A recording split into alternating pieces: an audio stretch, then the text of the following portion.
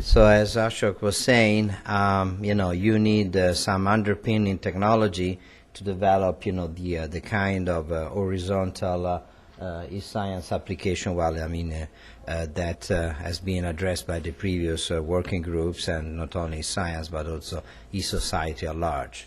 So what we discuss in our working group is the current status of emerging technology, in particular as far as distributed computing is concerned.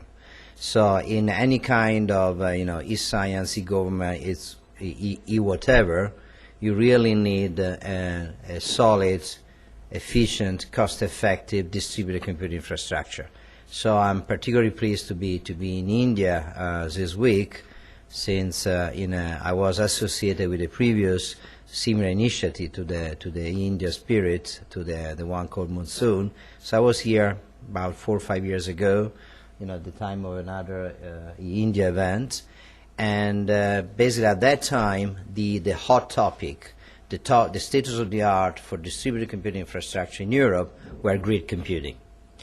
And we discussed, we generate quite some interest here with the colleagues, scientist colleagues in India, computer scientists and computational scientists, and a couple of years later we could all witness the successful start of an European funded project, EU-India Grid.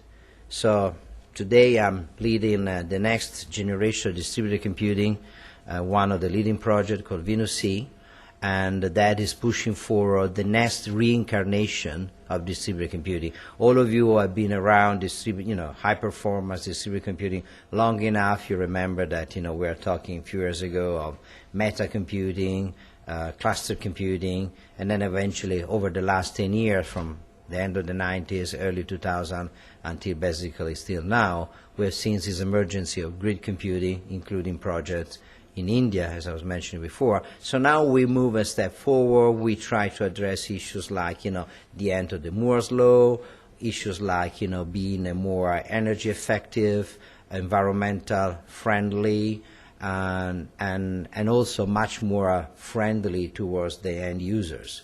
So if you want me to draw a difference between cloud computing and grid computing, is the same kind of distributed computing paradigm, just made much more simpler. Everything goes through web interfaces, all the services are exposed through web services. You just need to identify yourself and to give a means to be charged, a credit card or anything like that, and then you can access through those very large data centers that the IT industry are building everywhere, and I'm sure India, if it's not yet building them, they will soon build them. So I think that cloud computing, because of its nature, is also an ideal infrastructure for countries which tend to be very large, geographically dispersed, like India, particularly the scientific community. You have so many universities, so many research centers, both in the private and public sector. So I think cloud computing is really a computing model that would match very well the needs of India. Now, you will certainly need to grow in parallel other underpinning technology to support cloud computing, like, of course, broadband, which was also very much discussed in our working group, and affordable broadband, and maybe in certain cases, the only way to bring broadband is through satellite or wireless, those other kind of technology. So there is a number of issues and a lot of research elements to be developed. So let me conclude with mentioning a European Union initiative, the one that I'm leading now. It's called Venus-C, and you have the URL on the screen, because I don't have time to go into the details. But that basically is about taking cloud computing technology, very much coming from Microsoft, so it's based on Azure, on the Azure cloud computing Microsoft product, and basically using that platform augmented with a number of middleware to allow for interoperability with other computing infrastructure, supercomputer, cluster, open source, etc., and support a number of initial pilot applications. The project is started in June.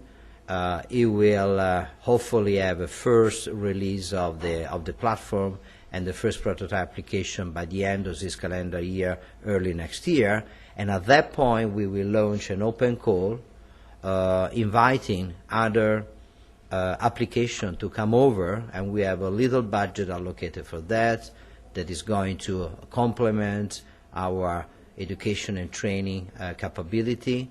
So we certainly welcome proposal also coming from India. We are not restricted to European Union applicants. We can cater for any kind of applicant from all over the world. So with that word, I leave you, and I think my colleague at the working group will take over for the other issues.